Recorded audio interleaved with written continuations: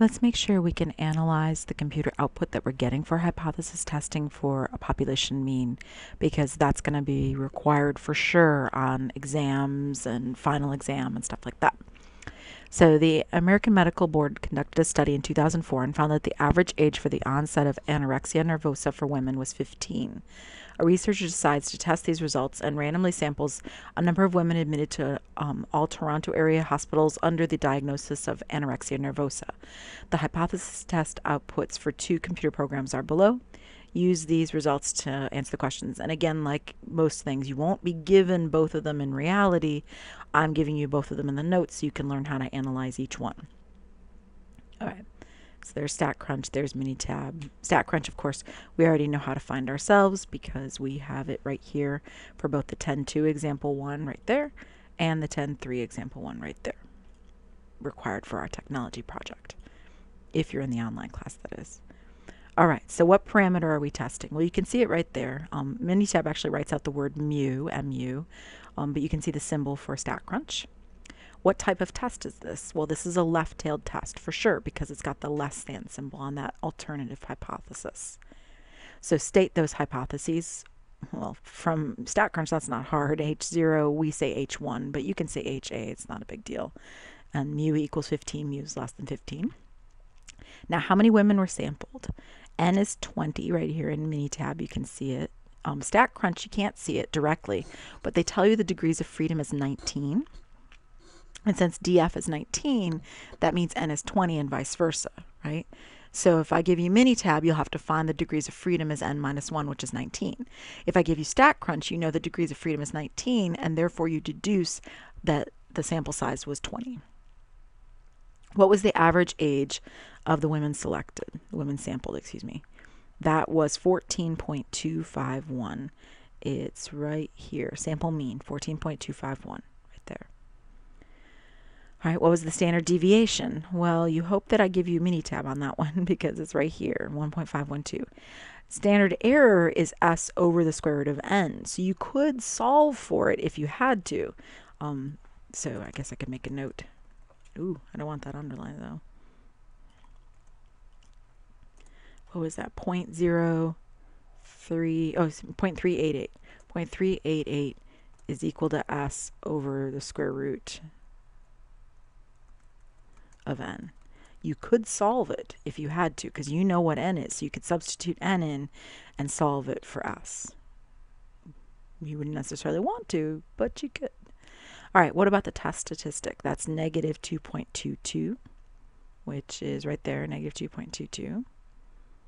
And then, and I'm just thinking in my head, double check for yourself that you know how to solve this. So, 20.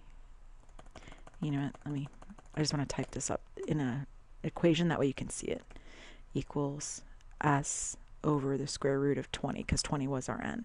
And you find what the square root of 20 is, and you multiply it for both sides. So just keep that in mind. All right, sorry, test statistic was negative 2. We already said that, negative 2.22. The p-value is 0.02. It's right there. 0.020, 0.0196 is what it is unrounded. And then use the computer output to perform step 4 of the p-value method.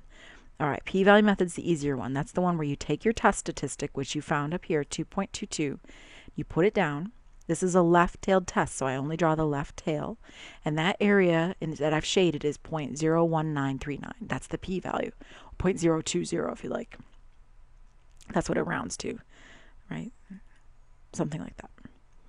All right, so if the researcher set alpha to be 0.05, alpha to be 0.05, would the results be statistically significant?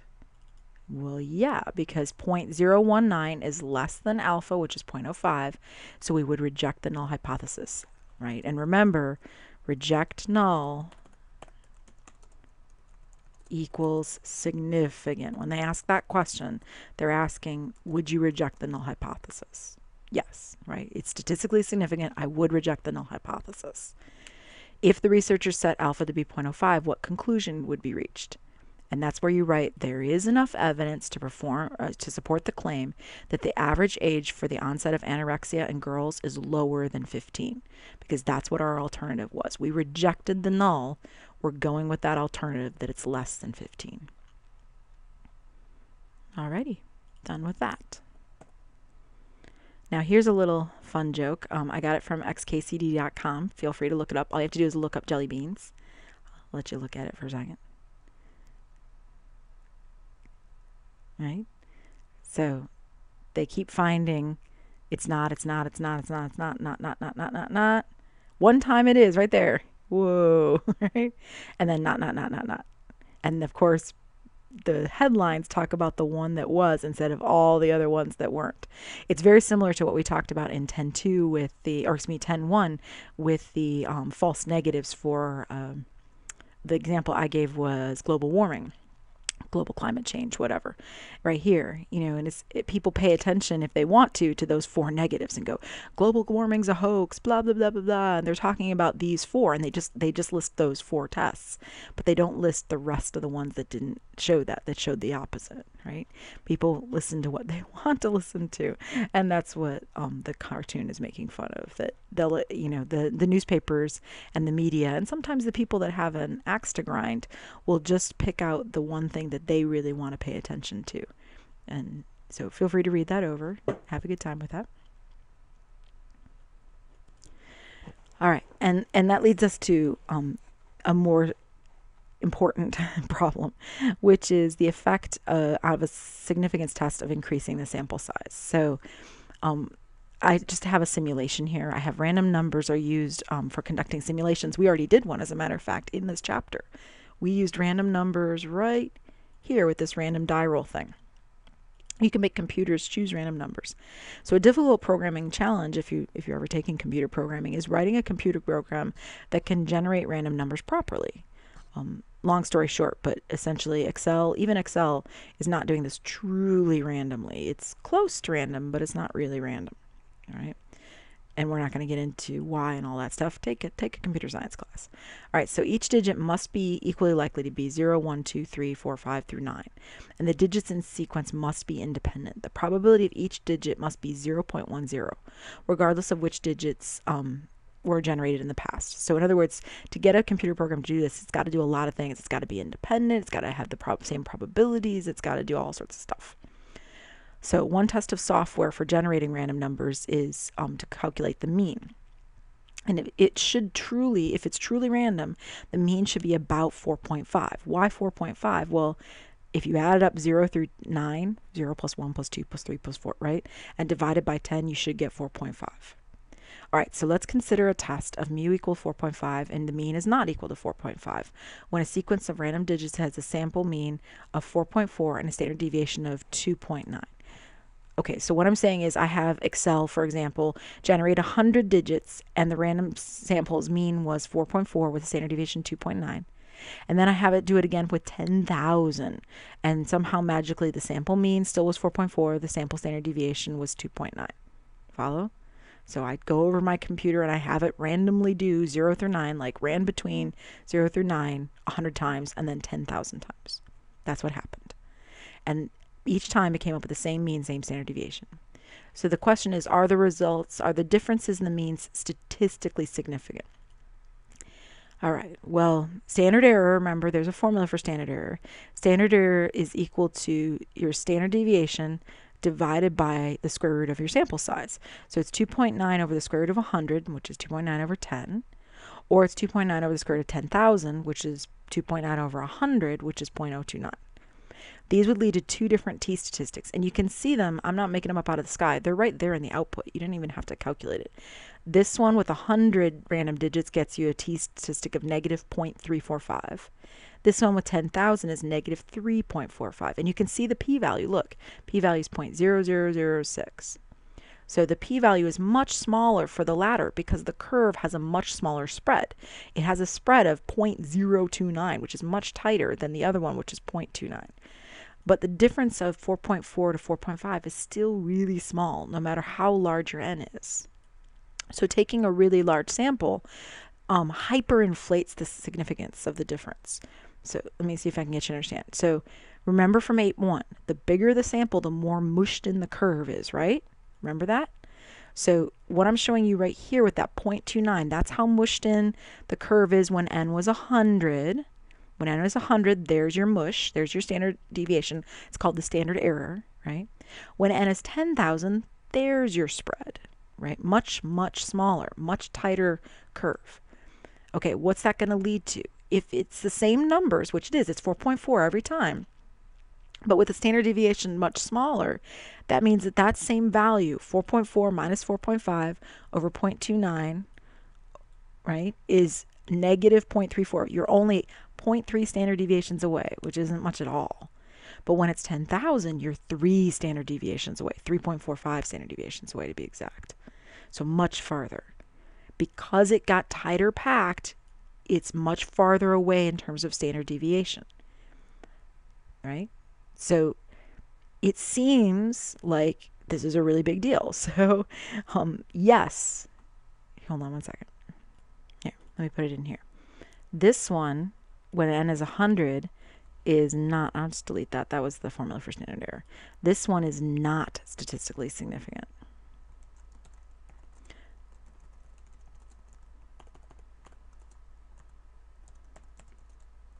And this one down here is statistically significant because it has a much lower p-value and a much bigger, oops, I put not in there again, is statistically significant. So that answers their question. Yes, the differences are significant for this one when n is 10,000, but not for this one when n is 100. The p-value is much smaller for the latter, right? That's what makes it statistically significant.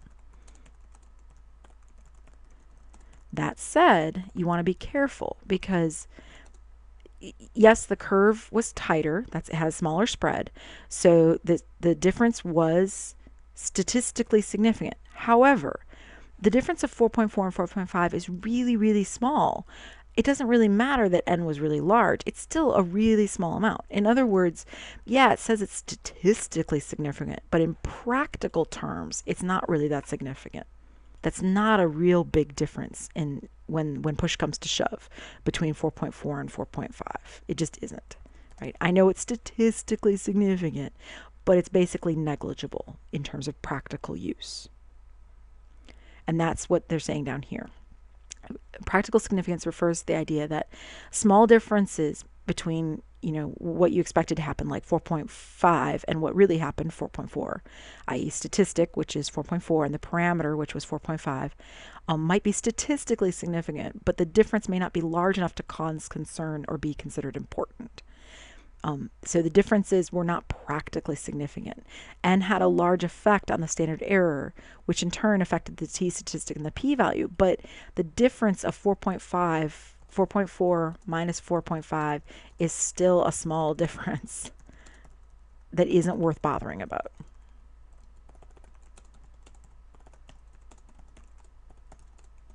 Regardless of the statistical significance.